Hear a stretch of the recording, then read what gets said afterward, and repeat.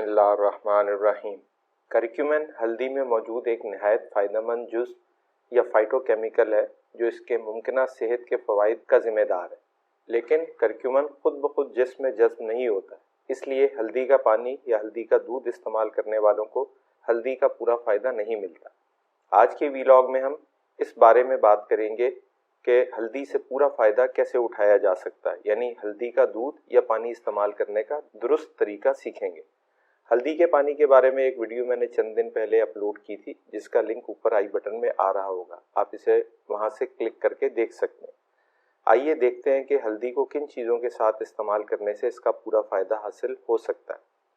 हल्दी को काली मिर्च के साथ इस्तेमाल करने से हल्दी में मौजूद करक्यूमिन आसानी के साथ जिस्म में जज़्ब हो जाता है, क्योंकि काली मिर्च में मौजूद होता है पाइपरीन नामी मुरक्कब जो इस एब्जॉर्प्शन को तेज़ करता है और इस हद तक मौसर तरीके से काम अंजाम देता है कि ये करक्यूमिन के जज़्ब होने की सलाहियत को 20 गुना तक बढ़ा सकता है। तो आइंदा जब भी हल्दी का पानी या दूध बनाएं, इसमें 1 से 2 चुटकी काली मिर्च का पाउडर ज़रूर डालें। अगर आप हल्दी को दूध में डालकर गर्म करने के बाद इस्तेमाल कर रहे हैं तो दूध में मौजूद चिकनाई भी हल्दी में मौजूद करक्यूमिन के जज़्ब होने की सलाहियत को बढ़ा सकती है।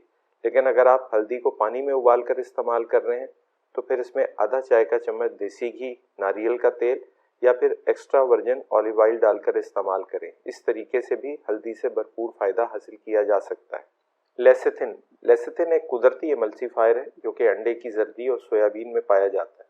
इसलिए आइंदा जब भी अंडों का खागीना या अंडों का सालन बनाएं, इसमें हल्दी की थोड़ी ज़्यादा मिकदार शामिल करने से आपको मज़े के साथ बहुत सारा करक्यूमिन भी मिल जाएगा।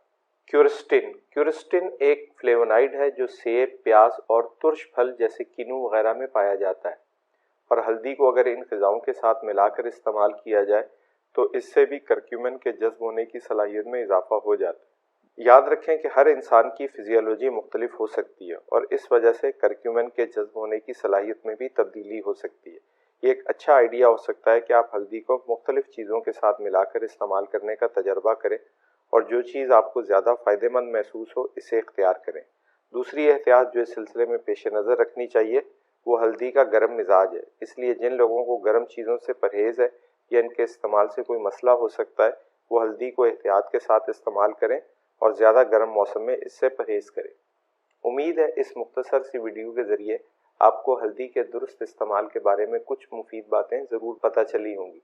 वीडियो अगर अच्छी लगे तो इसे लाइक और शेयर कर दें और अगर अभी तक चैनल को सब्सक्राइब नहीं किया तो प्लीज़ वो भी कर लें और बेल आइकन को भी प्रेस कर दें ताकि नई वीडियो का नोटिफिकेशन आपको मिलता रहे। अपना और अपने इर्द गिर्द के लोगों का बहुत ख्याल रखें। अल्लाह निगहबान।